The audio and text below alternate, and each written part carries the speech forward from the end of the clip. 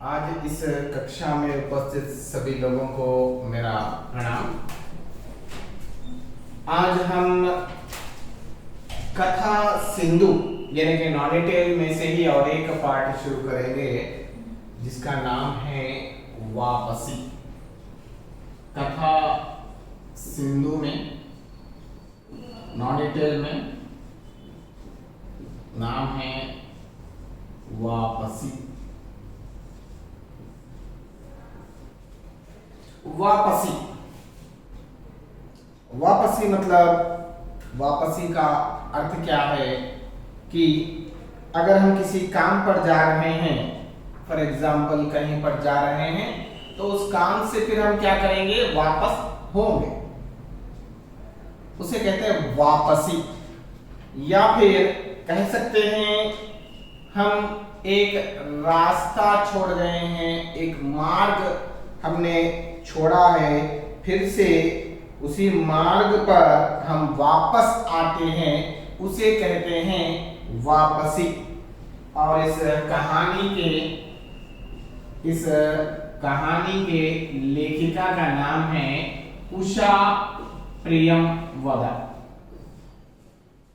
उषा प्रियमवदा ये उनके कहानी लेखिका है। वापसी एक बहुत ही अच्छी कहानी है।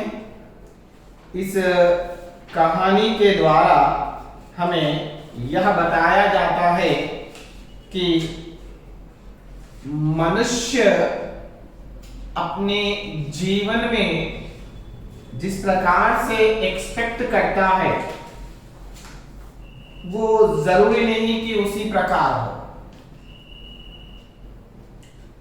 कभी कभार हम समझते हैं कि कुछ चीजों को हम हमारे लाइफ में त्याग देते हैं, यह सोचकर कि आने वाले समय में मैं उससे भी अच्छे चीज खरीद पाऊंगा। जरूरी नहीं, it is not compulsory, it is not necessary also कि यह काम संभव हो। समटाइम्स कभी कभार हम जिस प्रकार सोचते हैं, शायद एक्सपेक्टेशंस एंड रियलिटी में बहुत अंतर होता है। लोग समझते हैं मैं अभी बहुत कष्ट करूंगा, मेहनत करूंगा ताकि आने वाले समय में मैं आराम कर पाऊंगा, ये सोच है। लेकिन शायद आने वाले समय में हम जो एक्सपेक्ट करते हैं कि हम आराम करेंगे, वो आराम नहीं मिल पाएगा। जो बेनिफिट्स हम एक्सपेक्ट करते हैं, शायद हम उस बेनिफिट्स का लाभ उठा नहीं पाएंगे। इसी टॉपिक को लेकर, इसी प्रकार के इश्यू को लेकर यहां पर लिखी गई कहानी जिसका नाम है वापसी, बहुत ही इंटरेस्टिंग कहानी, वेरी गुड स्टोरी, बहुत ही अच्छी इसमें मोरल दी गई है इस कहानी में। अब देखते हैं पहले उषा प्रियमवदा जी का परिचय, उसके बाद कहानी की ओर बढ़ते हैं। नई कहानी के प्रतिभा संपन्न कहानीकारों में उषा प्रियमवदा का नाम अग्रगण्य है। एक मॉडर्न टाइप में, एक न्यू टाइप में जो कहानियां लिखी जाती है, यानी कि ओल्ड विचारधारा को छोड़कर, ओल्ड टाइप ऑफ स्टोरीज को छोड़कर नई प्रकार की स्टोरीज लिखने में उषा प्रियमवदा जी का स्थान टॉप में आता है। क्योंकि वही पुरानी कहानियां, वही फैमिलीज या फिर राजा महाराजाओं की कहानियां, इस प्रकार की कहानियां ना होकर एक नई सोच की कहानियां लिखने में उषा प्रियमवदा का जो स्थान है वो टॉप स्थान पर आता है। इनका जन्म 1931 में भारत में हुआ, तथापि अमेरिकी नागरिक है। 1931 में इनका जन्म हुआ, जन्म भारत देश में हुआ, लेकिन शी बिलोंग टू अमेरिका में ही सिटीजनशिप प्राप्त किया है उषा प्रियमवदा जी ने। उन्होंने अंग्रेजी साहित्य में पीएचडी की उपाधि प्राप्त की। उसके पश्चात वे प्रयाग विश्वविद्यालय में अंग्रेजी विभाग के प्राध्यापिका रही, यानी कि लेक्चरर के रूप में उन्होंने काम किया प्रयाग यूनिवर्सिटी में। और इसके बाद उषा जी अमेरिकी साहित्य पर शोध करने के लिए इंडियाना विश्वविद्यालय यूएसए चली गई। वहां उन्होंने साहित्य सृजन किया। उनकी कथा साहित्य में आधुनिक जीवन की विसंगतियां, रिक्तता, एकांकीपन, टूटन आदि की मार्मिक रचनाएं हैं। यानी कि उनकी रचनाओं में मुख्य रूप से we can find about different types, जैसे कि विसंगतियां यानी कि बुरे सोबत, रिक्तता, एकाकीपन यानी कि लोनलीनेस फीलिंग, इस प्रकार के कॉन्सेप्ट पर ही आधारित होकर उन्होंने कहानियों को रचा उषा प्रियंवदा जी ने।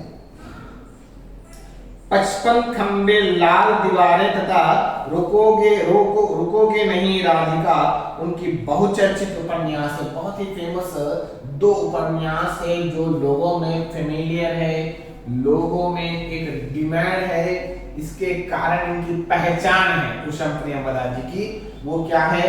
वो उपन्यास का नाम है 55 खंबे, लाल दीवारें, रुकोगी नहीं राधिका, इनकी चर्चित रचनाएं मानी जाती है नारी की। अब देखते हैं प्रसिद्ध कहानी जिसका नाम है वापसी। वापसी मतलब रिटर्न बैक टू वर्क, फिर से उसी राह पर वापस आना। हम दूसरी राह पकड़ते हैं यह सोचकर कि उस रास्ते पर हमें कुछ ज्यादा बेटरमेंट मिलेगा, लेकिन वो एक्सपेक्टेशन के खरे नहीं उतर पाते, इसलिए हम फिर से वापस उसी रास्ते पर आते। ये कहानी उसी प्रकार एक रेलवे एम्प्लॉय की है। ये कहानी जो है एक रेलवे एम्प्लॉय जिसका नाम है गजाधर बाबू।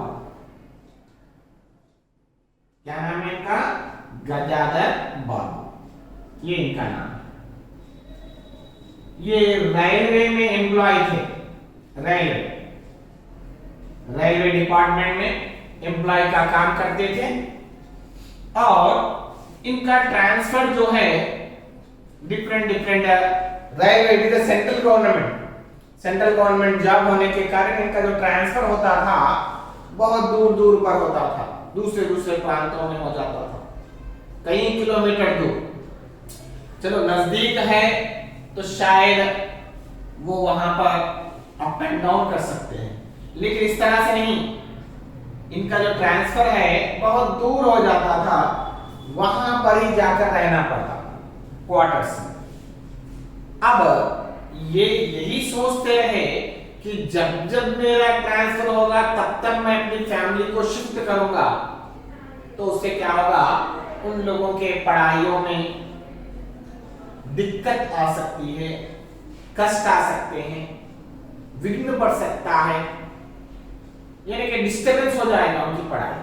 Better I should not disturb them. इसलिए उन्होंने क्या किया, अपनी फैमिली को मुंबई शहर में ही रखा ताकि उनकी पढ़ाई, उनका कैरियर डिस्टर्ब ना हो। जहां जहां भी इनका ट्रांसफर होता गया गजाधर बाबू वहां शिफ्ट होते गए, यही सोचकर कि ये मैं अपने फैमिली को डिस्टर्ब नहीं करूंगा, उनकी पढ़ाई को डिस्टर्ब नहीं करूंगा। तो उनके साथ यानी कि गजाधर बाबू की पत्नी को उनके साथ रखा ताकि बच्चों का पालन पोषण कर सके। गजाधर बाबू के 4 संतान हैं, 2 लड़के और 2 लड़कियां, और उन्होंने अपनी फैमिली को मुंबई में ही रखा ताकि उनके डेवलपमेंट में, उनके उस डेवलपमेंट में किसी प्रकार की दिक्कत या कठिनाई ना हो। इसी चीज को आगे बढ़ते गए, यही सोचकर कि जब मैं रिटायर हो जाऊंगा उस समय मैं अपने परिवार के साथ समय बिताऊंगा।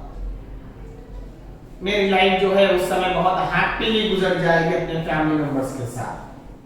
यही सोचा था गजाधर बाबू ने। यही सोचकर गजाधर बाबू अपना प्रेजेंट लाइफ को कुर्बानी करते गए, बलिदान करते गए कि आने वाले समय में मैं रिटायर होने वाला हूं और अपने फैमिली के साथ रहूंगा और थोड़ा आराम करूंगा, टाइम विल स्पेंड। यहां पर देखिए, जब पिताजी घर पर नहीं होते, उनकी फैमिली को बिना पिताजी के ही आदत हो जाती है, बिना पिताजी के ही उनके लाइफ को एक आदत हो जाती है। They start living without the father, यानी कि थोड़ा इंडिपेंडेंस होता है, थोड़ा फ्रीडम मिल जाता है घर पर, उनका राज चलने लगता है बच्चों का, वही हेड ऑफ द फैमिली बन जाते हैं, डोमिनेशन चलता है, रोक टोक नहीं होती, कोई किसी प्रकार से उन्हें रोक नहीं लगेगा। यानी कि I am not saying about every family, in some family, मां का उतना कंट्रोल बच्चों पर नहीं हो पाता। अब आराम से जिंदगी गुजारते हैं, किसी पर अगर पिता होंगे तो रेस्ट्रिक्शंस होंगे, हर एक की पूछताछ की जाएगी, इसलिए बेटर क्या है, और वो लाइफ इसी प्रकार लीड करते हैं। जब ये वापस आते हैं जब फैमिली में, तो इनका इस फैमिली में एडजस्टमेंट नहीं हो पाता, पिताजी का फैमिली में एडजस्टमेंट नहीं हो पाता। क्यों? क्योंकि पहला एटमॉस्फेयर एक था और अब का एटमॉस्फेयर एक है, इसमें दोनों के बीच में एडजस्ट होना मुश्किल की बात है। अब यहां पर इसी सिचुएशन को बहुत ही अच्छे ढंग से प्रस्तुत किया है उषा प्रियंवदा जी ने, कि वो किस प्रकार से फैमिली मेंबर्स पिताजी के प्रेजेंस को फेस करते हैं और पिताजी भी उनके इस परायेपन से, उनके इस उखड़ेपन से बेजार हो जाते हैं, इरिटेट होते हैं और वो फिर से वापस कार्य की ओर जाना चाहते हैं। यही कहानी है वापसी की। अब हम इसे डीप रूप में देखेंगे। गजाधर बाबू के रिटायरमेंट की बात कही जा रही है। गजाधर बाबू रिटायर हो चुके हैं, गजाधर बाबू का रिटायरमेंट फंक्शन हो चुका है और वो क्वार्टर्स खाली करके अपने परिवार के पास जा रहे हैं। थोड़ा सा परिवार को पता है कि वो रिटायर हो चुके हैं। Just when he is going to come they don't know, एक सरप्राइज की तरह अपने फैमिली के पास जाएंगे, उनके चेहरे पर खुशी देखना चाहते हैं, समय बिताना चाहते हैं। गजाधर बाबू ने कमरे में जमे सामान पर एक नजर दौड़ाई, यानी कि अपना जो कमरा था, पुराना कमरा यानी कि क्वार्टर्स, रेलवे क्वार्टर्स पर एक बार अच्छी तरह से देख लिया, क्योंकि अब इसे खाली करके हमें जाना है, क्योंकि पूरा जो पहले सामान रखे हुए थे एवरीथिंग, वहां पर सामान कुछ भी नहीं है, सब पैक हो चुका है, क्योंकि ये यहाँ से हमेशा हमेशा के लिए जा रहे हैं। एक 2 बक्स डोलची और बाल्टी, तो यहाँ पर एवरीथिंग पैक हो चुका है। वहां पर एक छोटा सा बॉक्स रखा हुआ है। उस बॉक्स को देखकर गजाधर बाबू ने अपने नौकर से पूछने लगा, उस नौकर का नाम था गणेशी। उसे पूछने लगे, यह डिब्बा कैसा है गणेशी? उन्होंने पूछा। गणेशी बिस्तर बांधता हुआ, वो उनका जो मैट्रेस है अच्छी तरह से बांध रहा था, बांधते हुए कुछ गर्व, कुछ दुख और कुछ लज्जा से, यानी कि बहुत दुखी हो रहा है, क्योंकि गजाधर बाबू यहाँ से जा रहे हैं। जब तक ये थे थोड़ा एम्प्लॉयमेंट सोर्सेस था इस गणेशी का और एक्सपेक्टेशंस भी थे। अभी इतने साल के बाद यहाँ से जा रहे, थोड़ा दुख भी है। तो उन्होंने बोला, घरवाली ने साथ में कुछ बेसन के लड्डू रख दिए हैं, कहा बाबूजी को पसंद थे, अब कहाँ हम गरीब लोग आपकी कुछ खातिर कर पाएंगे। एक्चुअली इसमें क्या है, बेसन के लड्डू हैं, मेरे घरवाली ने आपके लिए बनाए हैं, हम तो गरीब आदमी हैं, आपकी इससे ज्यादा तो सेवा नहीं कर सकते। और मेरी पत्नी ने यही सोचा कि ये लड्डू आपको बहुत पसंद है, इसलिए उन्होंने दिए। घर जाने की खुशी में गजाधर बाबू ने एक विशाल का अनुभव किया, जैसे एक परिचित स्नेह आधार में सहन संसार में उसका नाता टूट रहा हो, जैसे कि अब इससे यहाँ से रिलेशन मेरा खत्म हो रहा है। इस तरह से कुछ दुखी रूप से सोचने लगे। कभी कभी हम लोगों को भी खबर लेने रहिएगा। गणेशी बिस्तर में रस्सी बांधता हुआ बोला, साहब थोड़ा हमारा भी ख्याल करते रहिए, हमारा भी इंफॉर्मेशन। आप यहाँ से चले गए तो ये मत समझिए कि आप हमसे आपका कोई नाता नहीं, ऐसा मत कीजिए, कहकर वो बोलने लगा। कभी कुछ जरूरत हो तो लिखना जरूर, कुछ भी जरूरत है तो मुझे लिखना, मुझे बताना, ओके? जब भी, चाहे वो किसी भी प्रकार की। और अपनी बिटिया की शादी इस साल कर दो, बेटर कहते हैं। गणेशी ने अंगोछी में छोट से आंखें पोंछते हुए आंख से आंसू निकलने लगे दुख से, और वो कहने लगा, अब आप लोग सहारा ना देंगे तो कौन देगा? आप यहाँ रहते तो शादी में कुछ हमारे लिए कुछ हौसला रहेगा। तो उसने कहने लगा कि देखिए, हम सोच रहे थे आप जैसे लोग यहाँ पर रहेंगे तो थोड़ा बहुत हमें भी कॉन्फिडेंस बढ़ जाएगा, थोड़ा सा हमारी भी हेल्प होगी, सहायता होगी, कहकर हम सोचे कोई बात नहीं। गणेशी ने गदाधर बाबू चलने को तैयार बैठे थे। रेलवे क्वार्टर का यह कमरा जिसने उसके कितने वर्ष बिताए थे, उनका सामान हट जाने से कुरूप और नग्न लग रहा था। आंगन में रोपे पौधे भी जान पहचान के लोग ले गए थे और जगह जगह मिट्टी बिखरी हुई थी। पर पत्नी बाल बच्चों के साथ रहने की कल्पना में यह बिछोड़ एक दुर्बल लहर की तरह निकलने लगा। अब देखिए, गणेशी सभी तरह से चीजों को पैक करके रेडी हो गया, अपने मालिक के बारे में सोचने लगा। अब ये भी कमरे में जितने भी सामान था, एवरीथिंग पैक्ड। अभी कमरे की जो सुंदरता थी समाप्त हो गई। कमरे की सुंदरता किससे होती है? सामान से होती है। और घर में जो छोटे छोटे जो पौधे थे, स्मॉल स्मॉल प्लांट्स, वो सभी चीजें उसके जान पहचान के लोग लेकर चले गए। तो कई साल यहाँ पर बिताया है गदाधर बाबू ने। गदाधर बाबू खुश थे। 35 साल की नौकरी के बाद यह रिटायर होकर जा रहे थे। After 34 years of service, he was retired. जा रहे थे। इन वर्षों के अधिकांश समय उन्होंने अकेले रहकर काटा था। उन अकेले क्षणों में उन्होंने उसी समय की कल्पना की थी। तो कई साल वो अकेले रहकर ही गुजारे अपना लाइफ, यही सोचकर कि आने वाले समय में मैं अपने फैमिली के साथ खुश रह पाऊंगा, वो लोग मेरी बहुत इज्जत करेंगे, वो मेरा बहुत अच्छी तरह से ख्याल करेंगे, इस प्रकार के सोचने लगे। और इसी आशा में सहारे वह अपने अभाव का बोझ ढो रहे थे। संसार की दृष्टि उनके जीवन में सफल हो रही थी। अब यहाँ पर बड़े लड़के का नाम अमर, लड़की कांति की शादी कर दी। तो गदाधर बाबू के टोटली 4 लड़के हैं। बड़े बेटे का नाम अमर और दूसरी एक लड़की जिसका नाम है कांति। ये दोनों विवाहित हैं, यानी कि शादीशुदा है, इनकी शादी हो चुकी है। और 2 संतान हैं जिनकी शादी नहीं हुई, जिनकी शादी नहीं हुई। 2 बच्चे ऊंची कक्षाओं में पढ़ रहे हैं। नौकरी के कारण स्टेशनों पर बच्चे अपनी पत्नी शहर में जिससे पढ़ाई की बाधा ना हो, यही सोचकर यही आकांक्षा में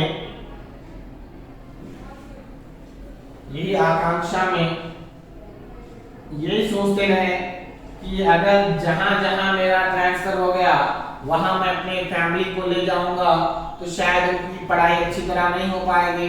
better let them stay here. एक लड़की जिसका नाम है बसंती, जिसका विवाह नहीं हुआ है, वो कॉलेज में टॉप क्लास में पढ़ रही है, मतलब डिग्री कर रही है। अब जीवन में सूनापन भर आ उठा। खाली क्षणों में उनके घर में टिका न जाता। कभी प्रकृति के होने के कारण भी पत्नी की स्नेहपूर्ण बातें याद आती रहती। अब वो जब भी समय मिलता तो वो अपने फ्लैशबैक के लाइफ को याद करता। अपनी पत्नी को, उनकी फैमिली को, कि वो किस प्रकार से अपने लाइफ को गुजार रहे थे, यही सोचने लगा।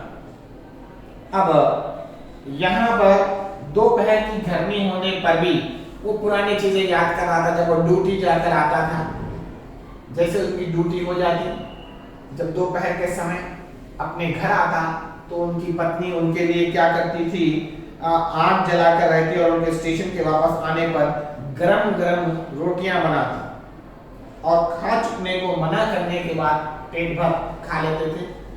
फुल बेली उनकी फुल हो जाती थी, फिर भी जबरदस्ती उनके पति के लिए खिलाती। तो पति पत्नी का प्रेम आग्रह करती। जब वह थके हारे बाहर से आते तो उनका आहट पाक रहे रसोई के द्वार पर निकल आती और उनकी सल्लक आंखें मुस्कुरा उठती। जैसे पति घर के अंदर आ रहे होते, उनके स्टेप्स, उसे कहते हैं आहट। उनकी आहट सुन के ही उनकी पत्नी दौड़कर रसोई घर से बाहर निकलती और उनकी ओर देख लो। ये सभी क्या है, ये उनके लाइफ के स्वीट मेमोरीज हैं गजगर बाबू की। उसी स्वीट मेमोरीज को रखते हुए वो अपने लाइफ को क्या करते हैं, एक्सटेंड करते हुए हैं, याद करते हैं। फैमिली ना रहने पर भी वो इसकी कमी कभी महसूस नहीं होती थी। अब कितने वर्ष बाद वह अवसर आया है, सोचने लगे अब इतने सालों के बाद मैं उसी घर में जा रहा हूं।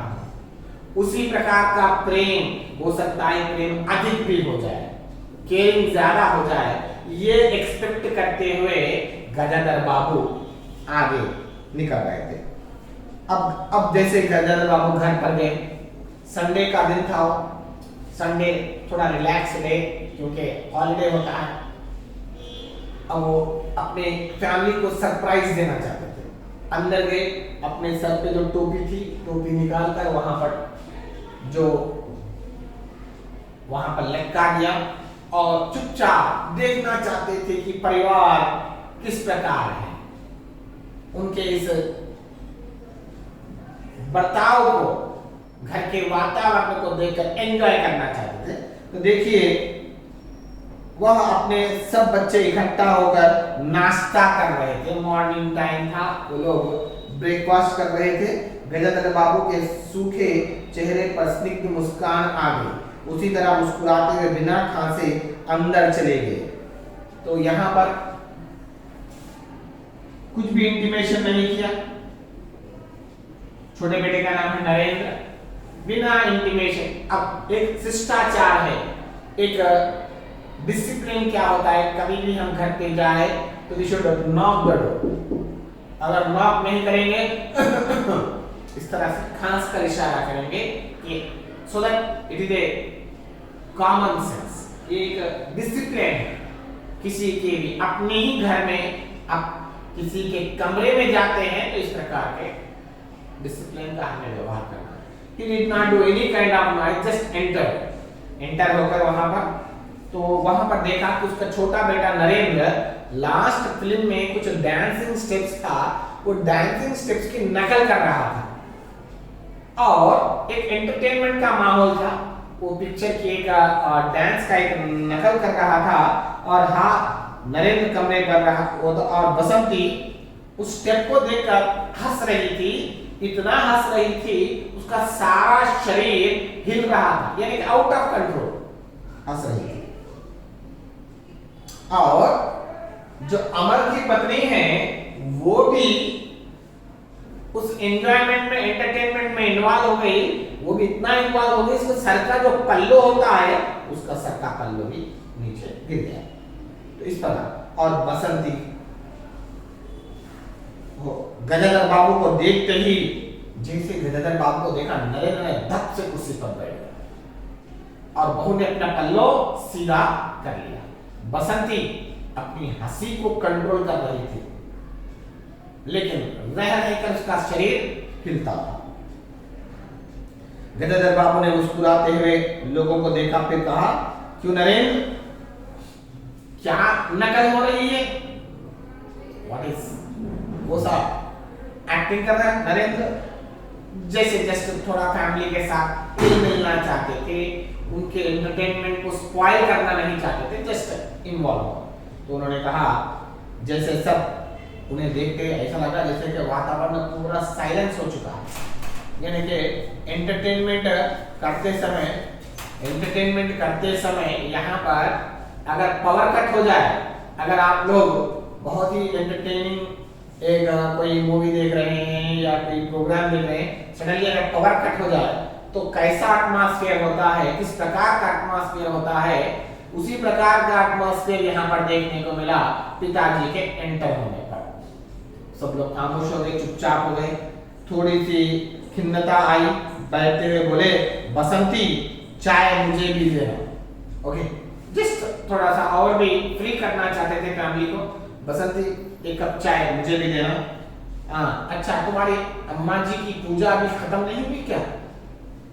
बसंती ने माँ को कोठरी की ओर देखा, अभी आती ही होगी, और प्याले में उनके लिए चाय छनने लगी। वह चुपचाप पहले ही चले गए थे और नरेंद्र भी चाय का आखिरी घूंट पीकर उठ खड़ा हुआ। केवल बसंती पिता के लिहाज में चौकी में बैठी माँ की राह देखने लगी। अब सब लोग खामोश हो गए, साइलेंस हो गए। अब just they were maintaining the discipline, जैसे कि जब माँ आएगी तो हम लोग अपने अपने कमरे में चले जाएंगे, सो दैट एटलीस्ट लाइए चीनी। अब उसने चाय पिया तो चाय पीते ही लगा चाय बहुत फीकी है, चाय बहुत फीकी है, अच्छी बात है लाइए। मैं, बसंती ने बोला, मैं इसमें चीनी डाल देती हूँ, रहने दो, तुम्हारी अम्मा जब आएगी तब पी लूंगा। ओके, लेकिन जब तुम्हारी अम्मा आएगी ना तब मैं पी लूंगा। तो देखिए ये सब हो गया। गजदर बाबू मन में फांस सी चरक उठी, अपने काम में लग गए, आखिर बच्चे ही हैं। अब देखा अपनी पत्नी को काम कर रही है, पत्नी अभी भी इस एज में अपनी फैमिली के लिए वो काम कर रही है। पत्नी आकर चौके में बैठ गई, उन्होंने नाक भौं चढ़ाकर चारों ओर झूठे बर्तनों को देखा, फिर कहा, अब जैसे वो पत्नी वहां से आई आ रहा, ये पूरे झूठे बर्तन सब यहाँ पर, सब काम घर में किसे करना पड़ता था? उनकी माँ को ही करना पड़ता था। फिर उन्होंने नौकर को पुकारा, जब उत्तर ना मिला ऊंचे स्वर में पुकारा, फिर पति को और देखकर बोली, बहू ने भेजा होगा बाजार। एक लंबी, लगता है वो नहीं आया, नो प्रॉब्लम, लगता है बहू ने कोई सामान लाने के लिए भेजा होगा। ओके, गजदर बाबू बैठकर चाय और नाश्ते का इंतजार करते रहे। उन्हें अचानक, अब देखिए जब हमें कोई चीज की कमी होती है तो हमें पुरानी चीजें याद आने लगती है, तो उसी प्रकार गजदर बाबू को भी अपनी पुरानी चीजें याद आने लगी। उसे अपने नौकर याद आने लगा, गणेश।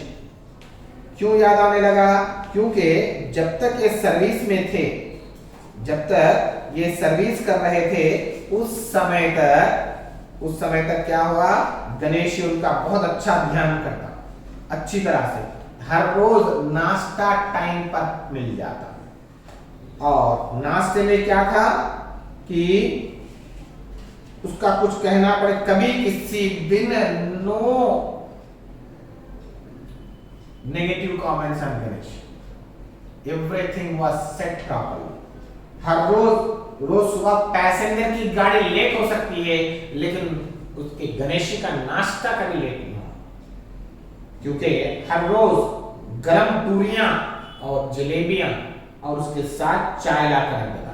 चाय भी कैसी, एकदम लबालब, कांच के गिलास में ऊपर तक लबालब, पूरे 2.5 चम्मच चीनी डालकर, इतना अच्छा। देखिए आज उसकी कमी पहले दिन ही महसूस होने लगी।